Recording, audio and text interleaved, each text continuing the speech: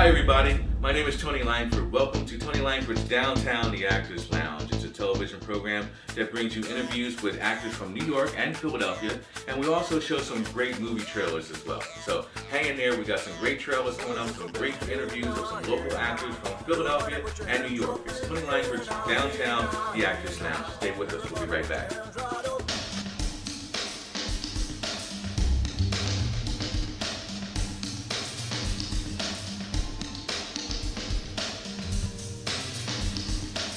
Quiet on the set. Take one. Okay. Hello, guys. How are you? Good, thank you. That's good. What do you guys do? We're actors, yes. Okay. Performers. And what are you acting in currently?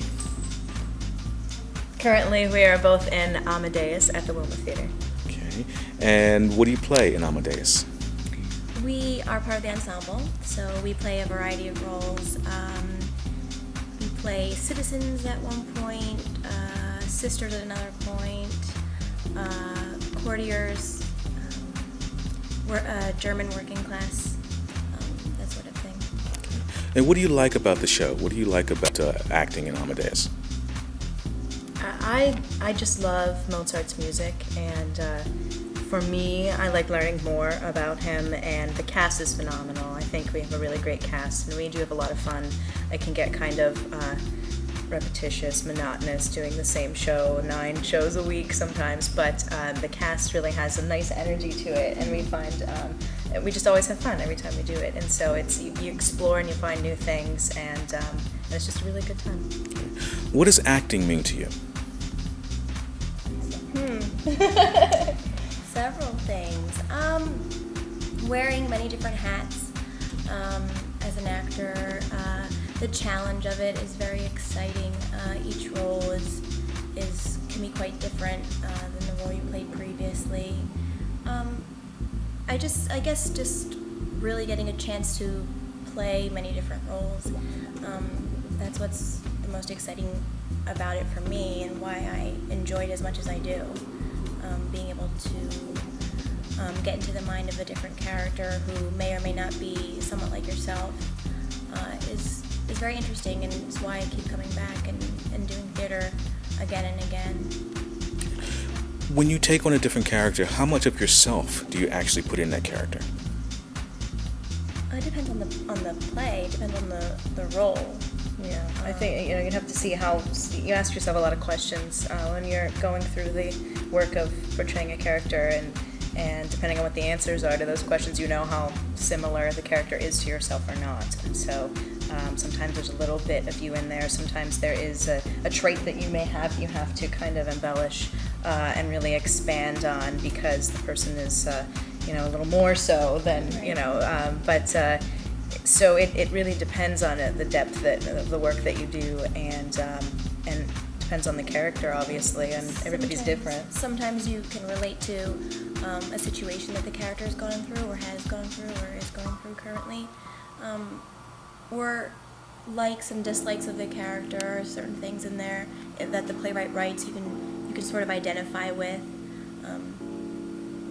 And sometimes the fun part is that you can't. If you can't identify with the character, that's where the research comes in. And that's what I like about being an actor, is because you can be anybody. You can be the most evil person that is so different from yourself, or And like you're yourself. right, I mean, you could just be anybody or anything, and you through the research, you can just take on any kind of occupation or any kind of character trait, and it's exciting and it's different, and then you can leave that behind and be yourself again. And so that's why I really loved her. Okay. Obviously, you both love what you do. Have there been any times where you thought to yourself, why am I doing this, or I don't do this? I must love this. I really must love what I do, even though I'm really not making loads of money. I think that to me is one of the pitfalls, one of the downfalls of being an actor sometimes, is you're not monetarily compensated for it. But it's a trade-off, because you're getting to do such wonderful things, and you're getting to meet such wonderful people. So in that regard, it's like you're earning something, you're gaining something.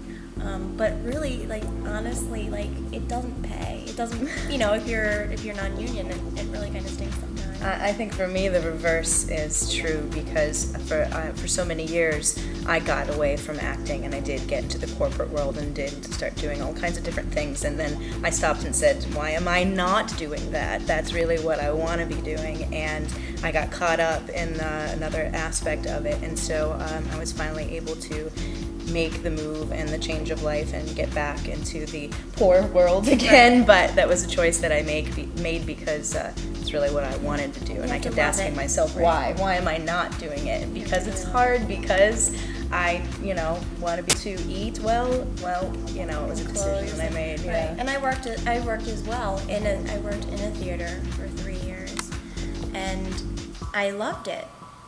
And it was a great job to have, and I was enjoying the steady income and the health benefits and everything, but I really missed performing, and I missed it so much that I decided to leave that job and try and pursue acting full time.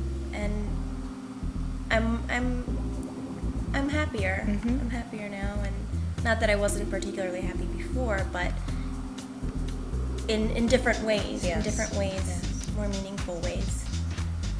Do you think if you weren't an actor, you would be doing something else? Probably, if I wasn't acting. If you weren't acting, what do you think you'd be doing? I've always wanted to be a vet. But I love animals as well, and I think I love animals equally as much as I love theater, and I think that's another reason why there are so many different aspects growing up. I wanted to do this and I wanted to do that, and I sing as well, and so that's why it gets me around to acting again, because I can do many different things through acting. I may never be a vet, but I can act like a vet. Exactly. I can do the research and I can act like a vet someday, and so I get to explore all the different things. Like you see the people on ER or Scrubs, they're not doctors, but they get to act like doctors. I mean, that's the fun thing about acting. You can be anybody at any time, and so I think I'd probably be a musical vet somewhere. What goes through your head when you're on stage, other than knowing your lines and saying your lines? What goes through your head? Do you anticipate the next scene? Do you think about your personal life? You think about your co-stars? What goes through your head sometimes? Oh, in this show, it's funny because it's really interesting because in this particular show we're ensembles, so we're running off and doing many different things, but we don't enjoy having any lines.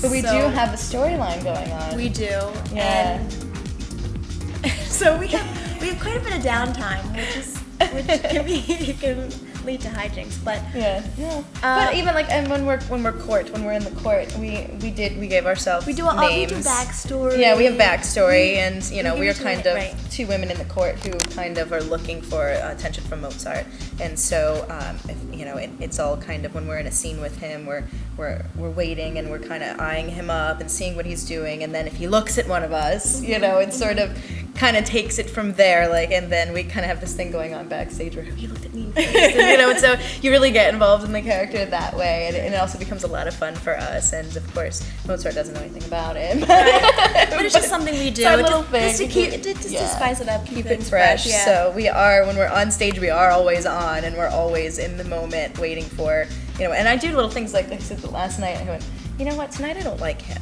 Yeah.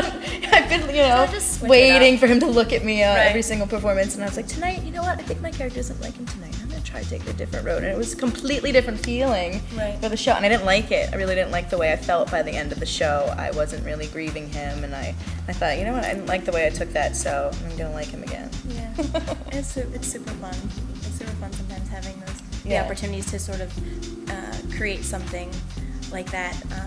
That may not be in the forefront of the play, but sort of, it keeps you going, and it's just fun. It's a load of fun. What advice can you give to young actors that are trying to survive or trying to break into this business? I would say try everything, do everything. And you can be picky later on in life and later on in your career, but I would say really experience many different types of theater, Maybe it's physical theater or puppetry, mask work, or really intense dramatic work or comedic work. Try everything. Just really delve into it. Take classes. Take classes in things that you think that you may not be interested in, or you may not think that you may be right in if it's not your type or whatever. Just try it all, and you may be surprised at what you find about yourself and about the work that you do, and about who you are as an actor. You'll have plenty of time later on to be like, oh, I'm not going to do that work, I'm not going to do that piece, or I'm not good at that. But try all of it. Read books, talk to professors, or don't be afraid to get in contact with people or members of the theater community where you live. Ask them questions. I just say, go ahead, be inquisitive, be curious, and don't feel like you're stepping on anyone's toes by being those things. So really talk to people, other actors, theater professionals, and things like that. Right, and I'd say as far as auditions go, just show up. Because that was something that I heard an actor in an interview say once. He said, you just got to show up. I'm doing some costuming for a little while, which is different for me, but I wanted to kind of expand my horizons and try something new, and so that's in the immediate future for me. Always constantly looking for work. If anyone wants to hire us. I know, really, look, I mean, we even play sisters. I know, can you believe it? We're sisters. See, again, you never know. Just, again, I'm going to try and take more seminars, more classes, audition for more things. That's constantly, you can never get stagnant in this business. You can never feel like you're at a safe point or you're at a comfortable point. That's the one thing about the business. You have to constantly keep going, keep moving, trying different things. So even though I don't have anything lined up work-wise, I'm still going to be out there and seeing what I can find. Okay, very good. It was a pleasure talking to you both. And what are your names? My name is Alyssa Kondracki. And I'm Karyn Osinski DeWittowitz. And what do you do? We're actors. Thanks.